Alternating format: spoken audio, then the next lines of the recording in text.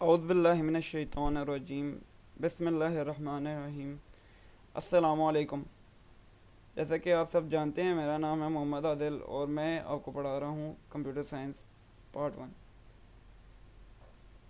ये हैं वो टॉपिक्स जो हमने प्रीवियस वीडियो में डिस्कस किए थे, जिसमें सबसे पहले डिस्कस किया था हमने computing devices, basic operations of a computer, classification of digital computers, modern use of computer in today's life, computer hardware and software, system software and application software। तो आज हम chapter 1 overview of computer systems को जहाँ से छोड़ा था वहीं से कंटिन्यू करते हैं। तो जो टॉपिक्स आज हम डिस्कस करेंगे उनमें है internet applications, licence software, open source software, shareware and freeware, firmware, internet application security, computer hardware जिसके सब टॉपिक्स हैं input devices and output devices. तो सबसे पहले हम शुरू करते हैं इंटरनेट एप्लीकेशन से। इंटरनेट एप्लीकेशंस क्या हैं? इंटरनेट एप्लीकेशंस बेसिकली उन एप्लीकेशंस को कहा जाता है जो हम इंटरनेट के ऊपर इस्तेमाल करते हैं। इसकी डिफरेंट एग्जांपल्स हैं इंटरनेट एप्लीकेशंस की। जैसे हम ईमेल इस्तेमाल करते हैं, सबसे बड़ी एग्जांपल। आजकल हम ऑनलाइन लेक्चर्स अटेंड करने के लिए जूम इस्तेमाल करते हैं, या फिर कोई ऑनलाइन गेम स्टिक क्रिकेट जैसी खेलने के लिए। तो बेसिकली ये हमारे पास इंटरनेट एप्लीकेशन हैं सारी। इसकी आगे फर्दर टाइप्स आ जाती हैं: web applications, cloud computing applications और social media network applications. Web application. A web application is a program that runs on a remote server while its user interact with it through a web browser. Some common web applications include web-based email programs such as Gmail, Hotmail, online ticketing service, online banking service, online auction, online retail sales, instant messaging services, etc. तो web application हमारे पास वो application होती है जो remote server पे basically पड़ी हुई होती है और हम एज ए यूज़र उसके साथ इंटरेक्ट कर सकते हैं और उसको इस्तेमाल करके अपना टास्क परफॉर्म कर सकते हैं। Cloud computing application. Cloud computing application is a program that supports cloud computing.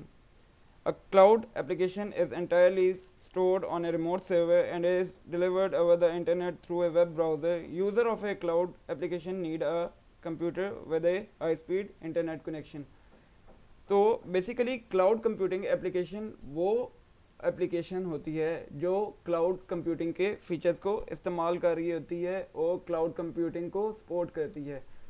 लेकिन जैसा कि हमने पिछली वीडियो में डिस्कस किया था कि क्लाउड कंप्यूटिंग की सर्विसेज को अवेयर करने के लिए हमें हाई स्पीड इंटरनेट कनेक्शन की ज़रूरत होती है। Social media network applications. Social media is an internet-based communication system that allows the creation and exchange of information, ideas, common interest, and other forms of expression. Basically social media network applications वो ज़रिया हैं जिससे हम एक बंदा अपने friends के साथ कनेक्ट हो सकता है, उनसे हम इंफॉर्मेशन एक्सचेंज कर सकते हैं, जिसमें हमारे पास आ जाती हैं फ़ोटोज़, वीडियोज़, लिंक्स और दीगर चीज़ें। Common example of social media network applications are Facebook, Twitter and WhatsApp. Facebook आप और मैं अपनी रोज़मर्रा की ज़िंदगी के अंदर इस्तेमाल करते हैं बहुत ज़्यादा, और Facebook one of the fastest growing network application है। बेसिकली फेसबुक पे हम हमेशा कोई ना कोई इंफॉर्मेशन एक दूसरे से शेयर कर रहे होते हैं in the form of text, photo, video और लिंक। दूसरी हमारे पास आ गई ट्विटर हमारे पास एक और सोशल मीडिया नेटवर्क एप्लीकेशन है जिसमें बेसिकली हम करंट अफेयर्स के ऊपर बातचीत कर रहे होते हैं। उसमें भी हम किसी तरीके की फ़ोटो, वीडियो या लिंक्स को शेयर कर रहे होते हैं। ट्वीट बेसिकली जो हम लिखते हैं उसकी लिमिटेशन होती है 150 कैरेक्टर्स, उससे लंबी हम ट्वीट नहीं लिख सकते, और उसके अंदर हम जो है ना वो कोई भी करंट अफेयर को डिस्कस कर रहे होते हैं। बेसिकली ट्विटर जो है ना एक तरह की न्यूज़ ब्रॉडकास्टिंग के लिए इस्तेमाल होती है। व्हाट्सएप एक और सोशल मीडिया नेटवर्क एप्लीकेशन है। बेसिकली व्हाट्सएप भी हम इंस्टेंट मैसेजिंग के लिए इस्तेमाल करते हैं, जिसके ऊपर हम बेसिकली इमेजेस एक दूसरे के साथ शेयर कर रहे होते हैं, टेक्स्ट एक दूसरे के साथ शेयर कर रहे होते हैं, और सबसे अच्छा फीचर कि हम उसके ऊपर वॉइस क्लिप्स उसके ऊपर शेयर कर सकते हैं। दूसरा, हम उसके ऊपर स्टेटस भी लगा सकते हैं जिसके हम थ्रू दूसरों को अपडेट दे सकते हैं। Licence software, open source software, shareware and freeware. Licence software. A software license is a legal agreement that specifies the term of use for a computer program. It defines the rights of the software developer and the user. When a person purchases software, he is allowed to use the software, which means he is not the owner of the software. Generally, all the system software and application software is licensed. The software license deals with the copyright law. Copyright law prevents illegal copyright of computer software. Basically licence software हमारे पास वो software होते हैं जिनका हमें license issue किया जाता है उसको इस्तेमाल करने के लिए, ताकि जो है ना उसकी कोई कॉपी ना बना सके। अगर हम बगैर डेवलपर की इजाज़त के बगैर हम उसकी कॉपीज़ बनाएं तो बेसिकली वो पायरेटेड कॉपीज़ उसकी बनती हैं, जो कि एक जुर्म है। इसके बाद आ गया open source software. Open source software क्या होता है? ओपन सोर्स सॉफ्टवेयर वो सॉफ्टवेयर होता है जिसका सोर्स कोड डेवलपर मार्केट में अवेलेबल कर देते हैं। तो डेवलपर हमें इस चीज़ की इजाज़त देते हैं कि हम उसके सोर्स कोड को मॉडिफाई करें, एनालिसिस करें, उसमें से डिफरेंट बग्स निकालें, उसको अपने तरीके से हम इन्हांस कर सकते हैं। ओपन सोर्स सॉफ्टवेयर की आजकल की दुनिया में सबसे बड़ी मिसाल है लिनक्स ऑपरेटिंग सिस्टम। शेयरवेयर वो सॉफ्टवेयर होता है या सॉफ्टवेयर का वो पार्ट जो हमें कुछ ऐसा फ्री इस्तेमाल करने के लिए दिया जाता है, यानी वो पार्ट जो हमें ट्रायल वर्जन मिलता है उसको और टर्म में हम शेयरवेयर भी कह सकते हैं। बेसिकली ट्रायल वर्जन हमारे पास 30 to 60 डेज़ के होते हैं। और शेयरवेयर की एक और बात है कि हम उस सॉफ्टवेयर के कंप्लीट फीचर्स को एक्सेस नहीं कर सकते। शेयरवेयर में हम बेसिकली लिमिटेड फंक्शनैलिटी उस सॉफ्टवेयर की इस्तेमाल कर सकते हैं, फिर उस ड्यूरेशन के बाद हमें वो सॉफ्टवेयर ख़रीदना पड़ता है। फ्रीवेयर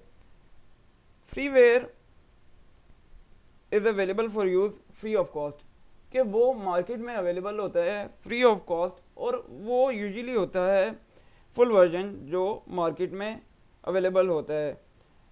उसके ऊपर यूज़ के ऊपर डिफरेंट टर्म्स एंड कंडीशन आ सकते हैं, जैसे कि कुछ सॉफ्टवेयर ऐसे बनाए जाते हैं कि जो नॉन कमर्शियल यूज़ के लिए या पर्सनल स्टूडेंट के यूज़ के लिए फ्री होते हैं, जिसकी सबसे बड़ी एग्जांपल है स्काइप। फर्मवेयर क्या होते हैं? बेसिकली फर्मवेयर एक तरह का ब्रिज होता है हार्डवेयर और सॉफ्टवेयर के दरमियान। It consist of software embedded in electronic devices during the manufacturing. Basically firmware वो सॉफ्टवेयर होता है जो हार्डवेयर के ऊपर ड्यूरिंग मैन्युफैक्चरिंग एम्बेड किया जाता है। फर्मवेयर बेसिकली इस तरह का कोड होता है जो हम कभी भी चेंज नहीं करना चाहते, और फर्मवेयर इसीलिए भी बनाया जाता है कि ताकि अगर डिवाइस की पावर ऑफ हो जाए तो वो जो हमने प्रोग्राम किया हुआ है या जिस तरह वो कोडेड है चीज़ वो लॉस ना हो। जिसकी सबसे बड़ी एग्जांपल हमारे पास आ जाती है रोम, यानी read only memory. Internet application security. Internet application security refers to preventive measures against threats that can harm the internet application. तो बेसिकली इंटरनेट एप्लीकेशन सिक्योरिटी इस चीज़ का नाम है क्योंकि बेसिकली हमारे पास जो है ना वो इंटरनेट एप्लीकेशन 24/7 अवेलेबल होती हैं ऑनलाइन एक्सेस करने के लिए, और मिलियन ऑफ यूज़र्स अवेलेबल हैं जो इंटरनेट इस्तेमाल करते हैं और उनको एक्सेस करते हैं। तो जब उनको एक्सेस किया जाता है डिफरेंट लोगों की एप्लीकेशन पर प्रोफाइल भी होती है, तो उसके थ्रू हैकर्स इलीगल तरीके से सेंसिटिव डाटा को एक्सेस भी कर सकते हैं। इसके लिए उनके लिए प्रिवेंटिव मेजर्स हमारे लिए लेना बहुत ज़रूरी है। इंटरनेट एप्लीकेशन सिक्योरिटी में हमारे पास आ जाती हैं firewalls, antivirus programs, spyware detection removal programs और इंक्रिप्शन एंड डिक्रिप्शन के एल्गोरिदम्स। कंप्यूटर हार्डवेयर, जैसे कि हमने प्रीवियस लेक्चर में डिस्कस किया था कि हार्डवेयर किसको कहते हैं। हार्डवेयर बेसिकली उन कंपोनेंट्स को कहा जाता है जिसको हम टच कर सकते हैं और फील कर सकते हैं। कंप्यूटर हार्डवेयर बेसिकली इनपुट और output devices, storage devices, central processing unit से मिल के बनता है। कंप्यूटर हार्डवेयर फर्दर डिवाइड होता है हमारे पास इनपुट डिवाइसेस के अंदर और आउटपुट डिवाइसेस के अंदर। इनपुट डिवाइसेस क्या हैं? इनपुट डिवाइसेस वो डिवाइसेस हैं जो बेसिकली यूज़र से डाटा ले रही होती हैं और उसको मशीन रीडेबल फॉर्म में कन्वर्ट करती हैं और उसको कंप्यूटर को फर्दर प्रोसेसिंग के लिए सेंड करती हैं ताकि उसके ऊपर डिफरेंट टास्क हम परफॉर्म कर सकें। कॉमन इनपुट डिवाइसेस हमारे पास आ जाती हैं कीबोर्ड, माउस, जॉयस्टिक, माइक्रोफोन और स्कैनर्स। तो अब हम one by one input devices को पढ़ेंगे। कीबोर्ड हमारे पास प्राइमरी इनपुट डिवाइस है जो यूज़र से डाटा लेने के लिए कॉमनली इस्तेमाल होती है। इसके ऊपर हमारे पास कुछ करैक्टर कीज़ होती हैं, कुछ फंक्शन कीज़ होती हैं, कुछ स्पेशल करैक्टर कीज़ होती हैं और कुछ न्यूमेरिक कीज़ होती हैं। पॉइंटिंग डिवाइसेस वो डिवाइसेस हैं जो position of the cursor on the screen control करती हैं, यानी वो कर्सर की पोजीशनिंग को स्क्रीन के ऊपर कंट्रोल करती हैं, जिसमें हमारे पास सबसे पहले आ जाता है माउस। माउस एक कॉमनली यूज़ होने वाली पॉइंटिंग डिवाइस है। बेसिकली माउस के ऊपर जो है ना 3 बटन अवेलेबल होते हैं। लेफ़्ट क्लिक के थ्रू हम किसी भी चीज़ को ओपन कर सकते हैं, उसको सिलेक्ट कर सकते हैं, उसको ड्रैग कर सकते हैं। राइट क्लिक के थ्रू हम उसकी मेन्यू बार ओपन कर सकते हैं, ऑप्शन ओपन कर सकते हैं, जिससे हम डिफरेंट टास्क उस चीज़ के ऊपर परफॉर्म कर सकते हैं।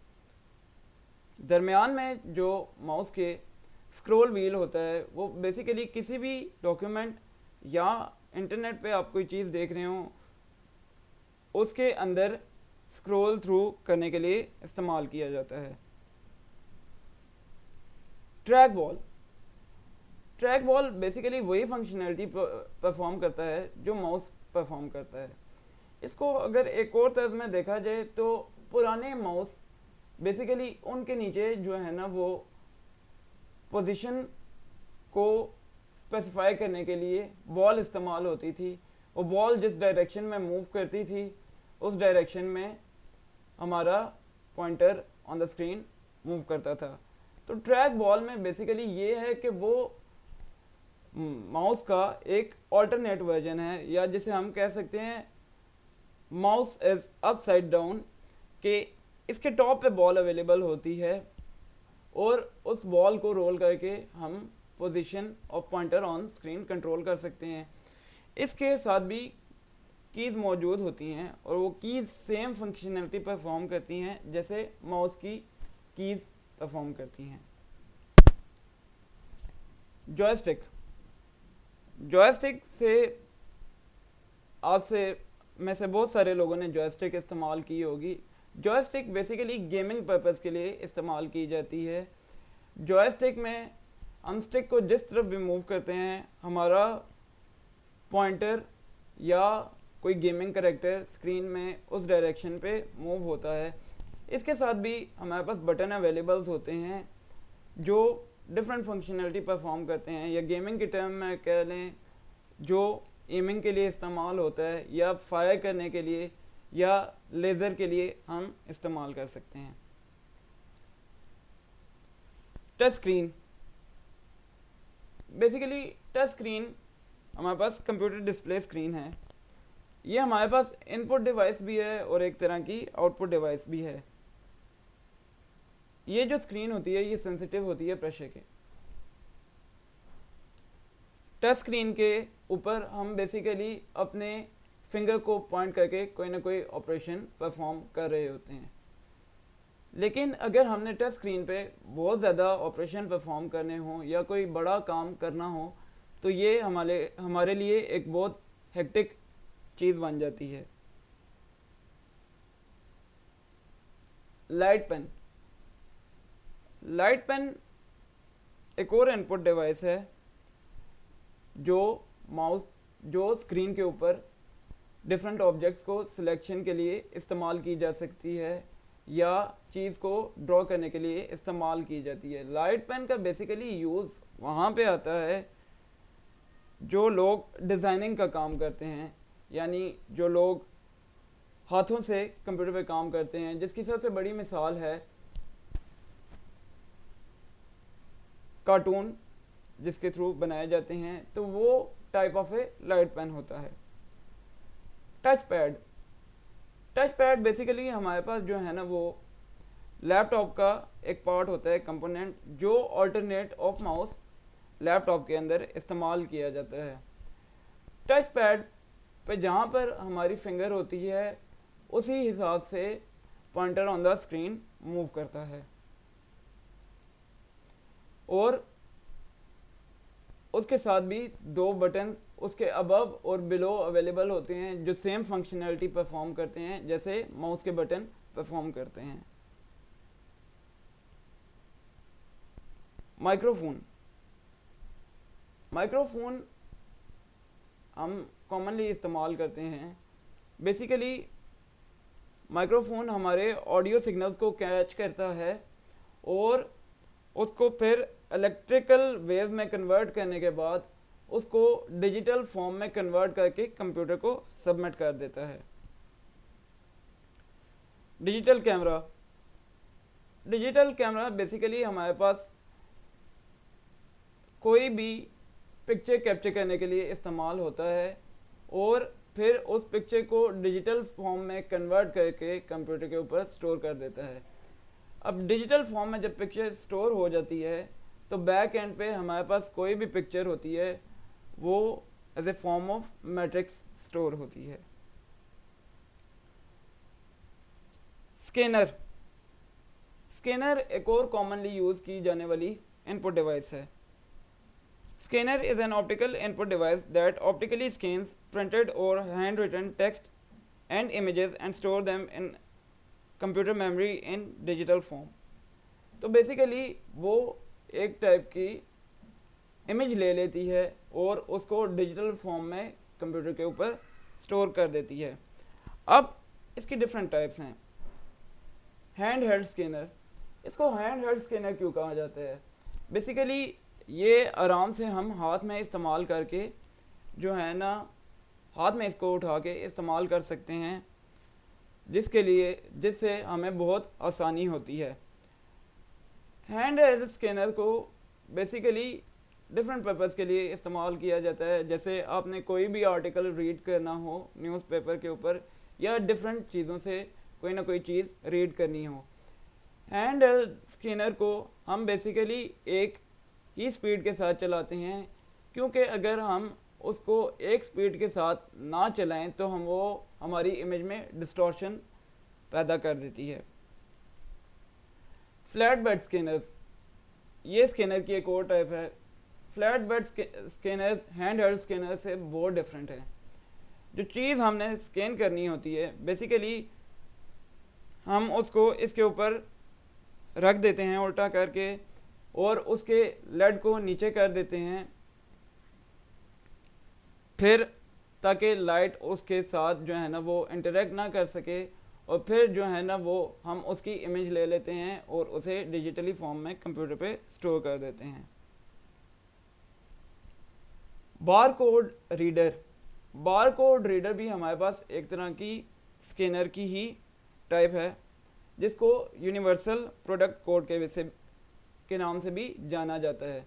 बार कोड रीडर हमारे पास किसी भी प्रोडक्ट के डिफरेंट फीचर्स के बारे में बताता है, जैसे product company, manufacturing date and expiry date etcetera. Magnetic strip cards, magnetic strip card basically क्या होते हैं? मैग्नेटिक स्ट्रिप कार्ड वो होते हैं जिसके ऊपर हमारा इंफॉर्मेशन एक मैग्नेटिकली स्ट्रिप में इनकोडेड होती है। इस कार्ड को जब भी हम स्वाइप करते हैं तो वो इन्फॉर्मेशन जहाँ भी हम स्वाइप करते हैं वो इन्फॉर्मेशन वहाँ पे शेयर हो जाती है। Common application of magnetic strip card में हमारे पास आ जाती हैं एटीएम कार्ड्स और क्रेडिट कार्ड। तो basically magnetic strip card banking sector के अंदर ज़्यादा इस्तेमाल किए जाते हैं डिफरेंट पर्पसेस के लिए। Output devices, output devices basically इस्तेमाल होती हैं आउटपुट यूज़र को फराहम करने के लिए। जैसे मैंने आपको प्रीवियस वीडियो में बताया था कि आउटपुट हमारे पास दो तरह की होती हैं, एक हार्ड कॉपी और एक सॉफ्ट कॉपी। हार्ड कॉपी की अगर हम बात करें तो जो प्रिंटर या प्लॉटर हमें प्रोड्यूस करके देता है, जिसको हम हाथ में उठा सकते हैं ऑन द पेपर जो होती है, उसको हम कहते हैं हार्ड कॉपी। जो भी आउटपुट हम मॉनिटर के ऊपर देख सकते हैं उसको हम कहते हैं सॉफ्ट कॉपी। सबसे कॉमनली यूज़ होने वाली आउटपुट डिवाइस है मॉनिटर, जिसको हम कभी कभार विजुअल डिस्प्ले यूनिट भी कह सकते हैं। मॉनिटर्स के डिफरेंट फीचर्स होते हैं जो उनको एक दूसरे से मुनफरिद बनाते हैं, जिसमें हमारे पास साइज़ आ गया, यानी स्क्रीन का साइज़ क्या है, उस मॉनिटर स्क्रीन का साइज़ क्या है, जो कॉमनली 15 to 22 इंचेस के दरमियान होता है, और उसको हम डायगोनली मेजर करते हैं टॉप लेफ्ट कॉर्नर से बॉटम राइट कॉर्नर तक। कलर के वो मॉनिटर कलरफुल डिस्प्ले देता है या black and white. Pixel basically जो हैं वो डॉट होते हैं हमारे पास, जो पर इंच अवेलेबल होते हैं। जितने ज़्यादा पिक्सल्स मॉनिटर सपोर्ट करता है हमारी पिक्चर उतनी ही क्लियर होती है। Resolution, the number of pixels और डॉट्स पर square inch is called the resolution of the monitor. यानी जितनी ही ज़्यादा एक स्क्वायर इंच के अंदर हमारे पास डॉट होंगे हमारी स्क्रीन की, उतनी ही ज़्यादा रेजोल्यूशन होगी। Dot pitch, dot pitch basically किसी भी दो पिक्सल्स के दरमियान का डिस्टेंस होता है। जितना कम डिस्टेंस होगा उतनी ज़्यादा क्लियर हमारी इमेज प्रोड्यूस होगी। Common types of monitors are CRT, जिन्हें हम कहते हैं cathode ray tube, LCD liquid crystal display and LED light emitting diodes. तो अब हम इनको डिस्कस करते हैं one by one. Cathode ray tube क्या होता है? बेसिकली हमारे पास वो स्टैंडर्ड टेलीविज़न की तरह होता है कैथोड रे ट्यूब, और काफ़ी हैवी होता है। कैथोड रे ट्यूब में बेसिकली हम इलेक्ट्रॉन गन्स इस्तेमाल करते हैं जो हमारे पास बीम को प्रोजेक्ट करती हैं स्क्रीन के ऊपर, और स्क्रीन की अंदरूनी साइड फॉस्फोरस कोटेड होती है। अब जो हमारे पास इलेक्ट्रॉन गन्स होती हैं वो 3 तरह की बीम्स एमिट करती हैं, जो होती हैं रेड, ग्रीन और ब्लू। और बकाया जो भी हम colour cathode ray tube monitor के ऊपर या स्क्रीन के ऊपर देख ले रहे होते हैं, वो इन 3 बेसिक कलर से मिलके बनता है। लिक्विड क्रिस्टल डिस्प्ले यानी एलसीडी, जो कॉमनली आजकल घरों में इस्तेमाल की जाती है, एक लाइट वेट चीज़ है और काफ़ी डिफरेंट है फंक्शनैलिटी परफॉर्म करने में एज ए सीआरटी के। बेसिकली इसमें स्क्रीन के पीछे हमारे पास 2 लेयर्स होती हैं, जिसके दरमियान हमारे पास लिक्विड क्रिस्टल मौजूद होता है। तो जो पिक्चर हम एलसीडी के ऊपर देख रहे होते हैं, वो चंद हिस्सों को ब्लॉक कर देती है लाइट,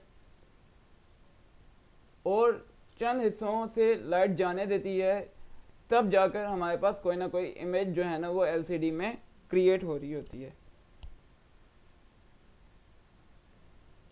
एलसीडी ज़्यादा शार्प इमेज प्रोड्यूस करते हैं as compare to cathode ray tube, और लेस रेडिएशन को एमिट करते हैं। एलईडीज़ एज ए अल्टरनेटिव इस्तेमाल किए जाते हैं एलसीडीज़ का। Basically as compare to LCD वो और बेहतर इमेज प्रोड्यूस करते हैं और लेस रेडिएशन को एमिट करते हैं। बेसिकली इस स्क्रीन के पीछे हमारे पास लाइट एमिटिंग डियोड्स इस्तेमाल हो रहे होते हैं, डिफरेंट कम्बिनेशंस के, जो हमारे पास स्क्रीन के ऊपर पिक्चर को प्रोड्यूस कर रहे होते हैं।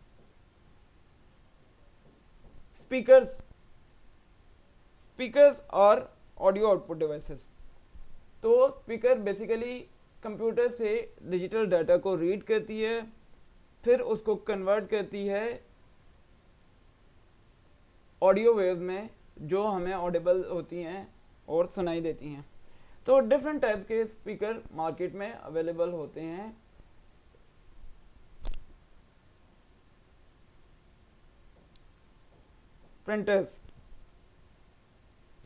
प्रिंटर हमारे पास बेसिकली हार्ड कॉपी, जैसा कि आपको बताया, वो आउटपुट प्रोड्यूस करने के लिए जो हम पेपर पे देख सकते हैं, उसको प्रोड्यूस करने के लिए हम प्रिंटर्स को इस्तेमाल करते हैं। Printers vary in their capabilities based on the following characteristics: the quality of output, the ability to print graphics and the printing speed। तो बेसिकली हमारे पास 2 टाइप्स होती हैं प्रिंटर की, एक को हम कहते हैं इम्पैक्ट प्रिंटर्स और एक को कहते हैं हम नॉन इम्पैक्ट प्रिंटर्स। इम्पैक्ट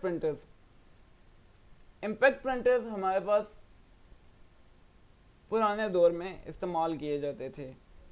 इनका प्रिंटिंग मैकेनिज्म कुछ इस तरह से होता था कि ये पेपर के अगेंस्ट स्ट्राइक करके करैक्टर को और इमेज को प्रोड्यूस करते थे।